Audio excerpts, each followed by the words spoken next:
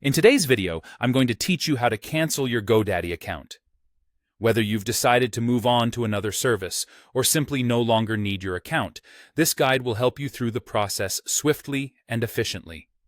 Before we get started, ensure you have access to your login credentials, as you'll need to log into your account. First, open your preferred web browser and navigate to the GoDaddy website. Once there, click on the Sign In button located at the top right corner of the page. Enter your username and password to access your account. If you've forgotten your password, follow the prompts to reset it.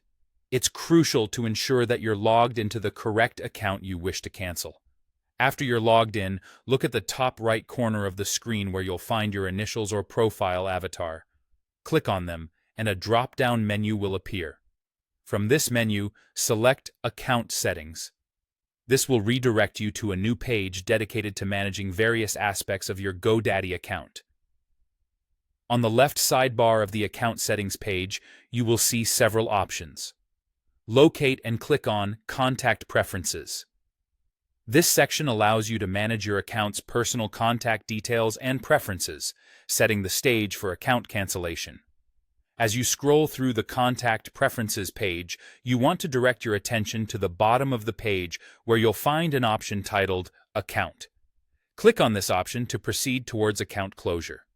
Now, it's important to understand the implications of closing your GoDaddy account, so take a moment to thoroughly read the entire Close Account message provided.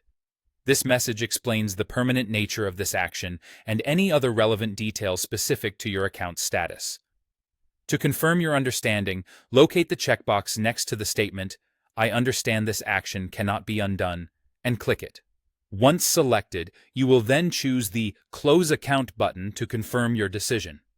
If your account has no remaining products tied to it, you'll immediately receive a success message confirming the account closure.